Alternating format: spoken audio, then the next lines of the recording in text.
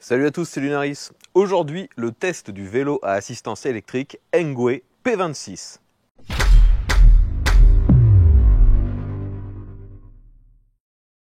Les amis, aujourd'hui donc on se retrouve de nouveau pour le test d'un vélo à assistance électrique d'une marque que maintenant vous commencez comme moi à connaître vu que c'est la troisième fois que je teste un vélo de la marque Engwe.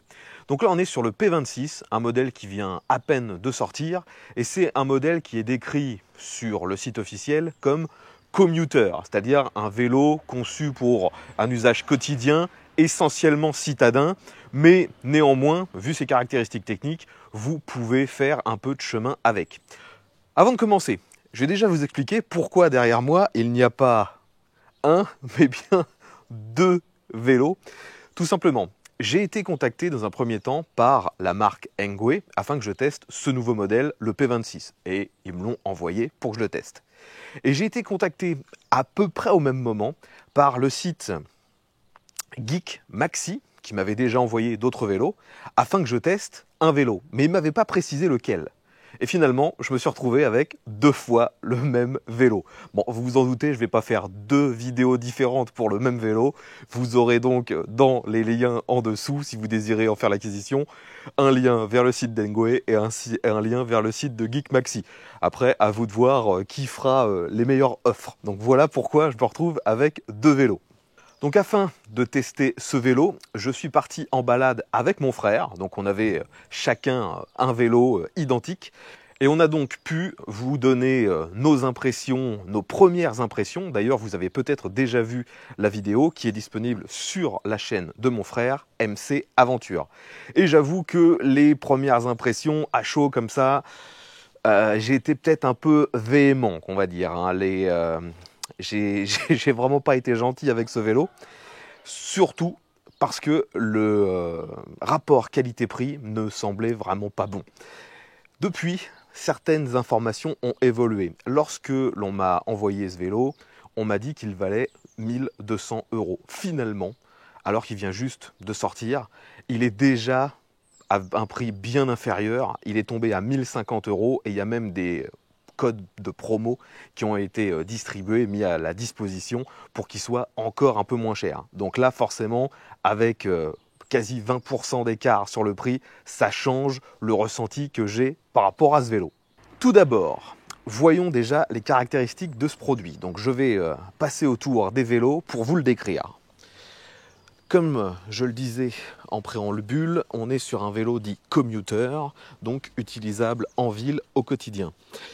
On est sur un vélo d'un gabarit standard, il y a une seule taille comme souvent sur ce genre de vélo à assistance électrique. On est bien sûr sur un vélo qui a des caractéristiques légales pour nous. Donc vous avez ici un petit moteur et vous voyez bien que c'est écrit 250 watts. Et il est bien sûr limité à 25 km/h. Concernant la batterie, elle est logée, vous le voyez, directement ici dans le cadre. Il s'agit d'une batterie de 17 ampères-heure, ce qui donne normalement une autonomie maximum qui peut aller jusqu'à 100 km.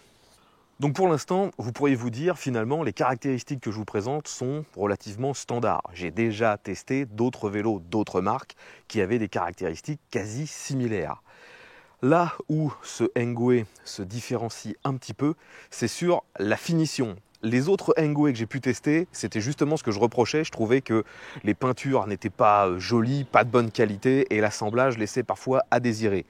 Sur celui-ci, on voit qu'ils ont fait un très gros progrès sur la peinture. Là, les deux sont dans la même couleur. C'est un bleu un petit peu, je sais pas, iridescent, il reflète énormément la lumière, mais en même temps, ça reste une peinture quand même mate, mais vous voyez que c'est pailleté. On a des parties ici en doré. La peinture et la finition de celle-ci est vraiment bien au-delà de ce qu'on pouvait voir lorsque j'avais testé par exemple les modèles EP2 Pro ou Engine Pro. Là, c'est beaucoup plus joli et ça fait plus sérieux. Ensuite, pour le reste des caractéristiques techniques de ce vélo, on est de nouveau sur des choses assez similaires à la concurrence. On a de nouveau un dérailleur Shimano tourné, à 7 vitesses. Donc ça, c'est quasiment la même chose que sur les autres vélos électriques que j'ai pu tester, du moins 90% des vélos que j'ai pu tester. On a des freins à disque devant, derrière, mais à commande par câble. Ils sont assez efficaces, hein, mais ce n'est pas le top du top. Et vous avez une suspension uniquement à l'avant, donc suspension qui est réglable et aussi que vous pouvez verrouiller si jamais vous êtes uniquement sur route et que vous n'avez pas besoin de la suspension. Donc avec mon frère, lorsqu'on l'a utilisé, on a voulu bien sûr voir comment il se comportait, on a voulu voir si c'était confortable et aussi voir si ce petit moteur de 250 watts avait suffisamment de patates pour nous emmener déjà aux 25 km/h maximum autorisé en France et aussi s'il était capable de nous faire monter une pente. Donc on a fait plein de tests, on est resté autour du lac de Pose, c'est un lac pas très loin de chez moi, et on a eu l'occasion donc de le mettre dans des chemins, sur des pistes cyclables, sur du bitume, enfin on a trouvé quasiment tout ce qu'il fallait pour le tester, et globalement ça se passe plutôt bien. Au niveau du confort, le seul entre guillemets souci pour moi c'est la selle. La selle est un peu dure, si sinon la suspension à l'avant fait bien son boulot. Le fait qu'il n'y ait pas de suspension à l'arrière, tant qu'on reste sur un chemin ou du bitume, ça ne pose pas réellement de problème. Le confort est tout à fait acceptable. De plus, ce vélo, vous le voyez, est équipé de pneus de 26 pouces type VTC, donc vous pouvez vraiment rouler un peu dans les chemins. D'ailleurs, on l'a fait avec mon frère, ça ne pose vraiment aucun problème. Vous ne risquez pas non plus de vous retrouver complètement recouvert de boue en empruntant un chemin, car le vélo est équipé de garde-boue très enveloppant à l'arrière, un petit peu moins à l'avant, mais ça ne projette quasiment rien sur vos vêtements. Au pire, vous aurez juste un peu de boue sur le cadre du vélo. Allez, on va faire un petit test en côte. Est-ce que ça grimpe? Donc là, ça grimpe bien. Allez, je suis toujours en mode 5. C'est parti. Donc je perds tout de suite de la vitesse. Je descends dans les rapports. Je me remets en première.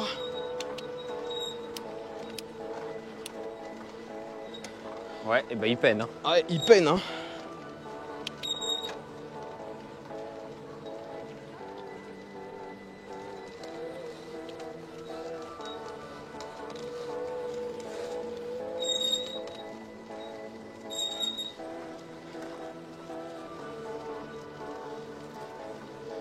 Bon, on arrive à monter sans trop se forcer, mais...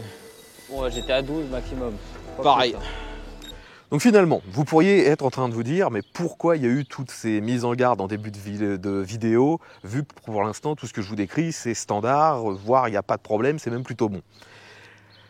Eh bien, on va passer sur la deuxième partie de ce test, les problèmes. Déjà, moi, lorsque j'ai reçu le vélo, j'ai eu des problèmes avec ceci, avec les deux, hein, avant même de commencer à rouler. Je ne filmais pas à ce moment-là, parce que je n'ai pas l'habitude de filmer les déballages et le montage du vélo. Je ne vois pas trop d'intérêt à ça. Si ça vous intéresse d'ailleurs, dites-le dans les commentaires, peut-être que je le filmerai à l'avenir. Mais dès le début, j'ai eu des problèmes, c'était avec les dérailleurs. Toutes les vitesses ne passaient pas.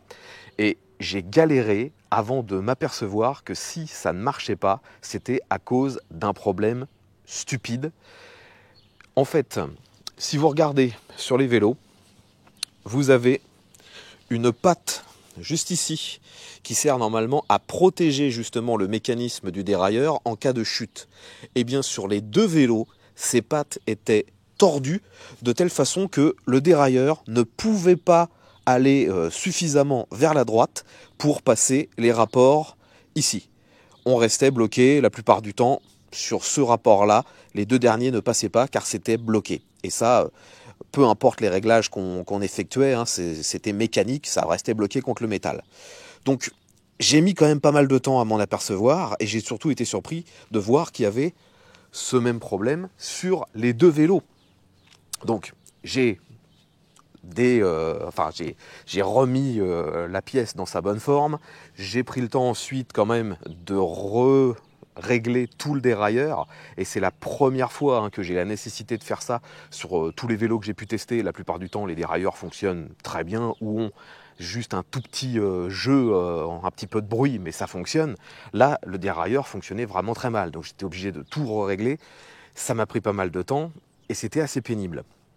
Une fois que tout était réglé, maintenant les dérailleurs fonctionnent très bien. Mais vu qu'il y avait ce problème sur les deux vélos, je pense vraiment qu'il y a un souci lors du montage du vélo directement en usine, ou que cette pièce est mal conçue, parce que quand je les ai reçus, les cartons n'étaient pas abîmés, n'avaient pas subi de choc. Donc je pense vraiment qu'il y a un problème en usine. Alors vous voyez que les deux vélos sont équipés de porte-bagages.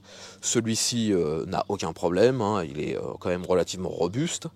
Et l'autre, par contre, vous voyez qu'il est tordu ici. On voit que la peinture a sauté et le métal est vraiment recourbé vers le bas alors qu'il devrait être parfaitement droit. Donc pareil, ça, je pense que c'est un problème qui est arrivé en usine car le carton n'avait aucun défaut. Ça n'a pas été plié pendant le transport.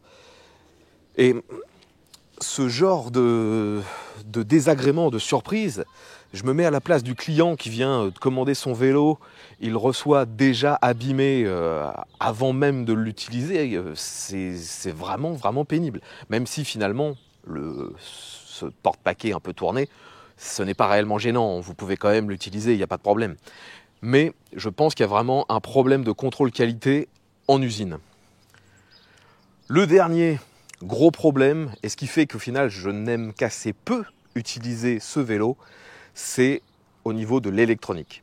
Donc on est sur un vélo, on va dire entrée de gamme, donc vous n'avez pas un capteur de couple, vous êtes avec un capteur de pédalage. Et le problème, c'est qu'on a fait des tests avec mon frère, vous l'avez peut-être vu dans sa vidéo, le capteur est relativement lent, donc et en plus il n'est pas constant. Parfois il va réagir au bout d'une seconde, parfois il va en mettre 3, parfois il va en mettre 5, et c'est vraiment pénible. Dans certaines situations, on aimerait que le moteur s'active beaucoup plus vite en fonction de notre nécessité, et c'est pas le cas. Il y a vraiment une latence. De plus, vous avez un moniteur pour gérer les différents niveaux d'aide, mais ce moniteur vous permet de naviguer sur 5 niveaux d'assistance, mais finalement, c'est très mal calibré. Que vous soyez sur le mode 1, 2, 3 ou 4, vous ne verrez quasiment aucune différence par rapport à l'effort que vous allez fournir, par rapport à la sensation à la conduite, c'est quasi similaire. Et c'est uniquement quand vous vous mettez sur le mode 5, donc le plus élevé, que là, oui, vous sentez vraiment le moteur qui donne le maximum autorisé, le vélo qui gagne en puissance. Et finalement, lorsque je l'ai utilisé avec mon frère, on était tous les deux quasiment en permanence en mode 5. Parce que les autres modes, on se sent obligé de forcer, on sent le poids du vélo, c'est pas un petit vélo, il fait quand même 26 kg. Donc c'est mal étagé. Il semblerait que l'on puisse manuellement reconfigurer les niveaux d'aide. Mais le manuel qui est fourni est en anglais. C'est pas clair du tout en fait. On a du mal à naviguer dans les menus parce qu'à chaque fois c'est des menus où pour atteindre certains il faut appuyer sur 2 boutons en même temps, puis sur 2 autres. Enfin, c'est pas clair, c'est pas intuitif du tout. Mais il semblerait que ce soit possible. Moi personnellement, j'ai fait le test en gardant le vélo dans la configuration initiale. Je me dis que la plupart des gens qui vont faire l'acquisition de ce modèle ne vont pas perdre leur temps à essayer de chercher tous les menus de configuration qui normalement devraient être réservés pour la maintenance ou pour directement le fabricant. C'est pas logiquement à l'utilisateur de s'embêter avec tout ça. Dernier désagrément, qui n'en est finalement pas vraiment un car c'est récurrent sur ce genre de vélo, les suspensions, elles suintent un peu de graisse.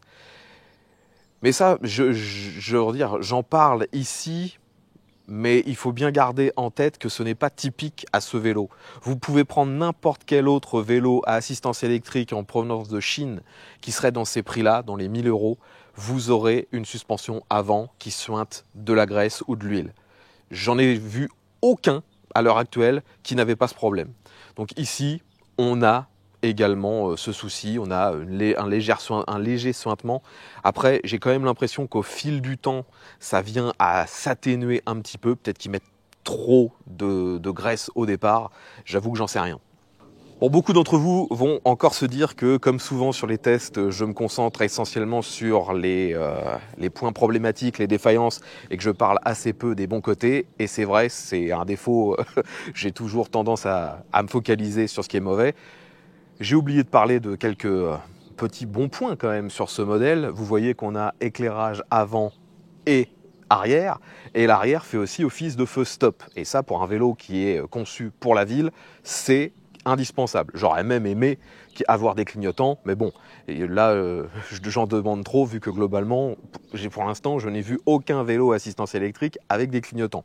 Autre bon point sur ce modèle, pour faciliter l'accessibilité et l'utilisation à tout le monde, vous avez bien sûr la selle qui est réglable en hauteur, ça c'est un indispensable, mais vous avez aussi, vous voyez, le réglage de l'inclinaison qui permet donc d'avoir le guidon plus ou moins haut, plus ou moins loin.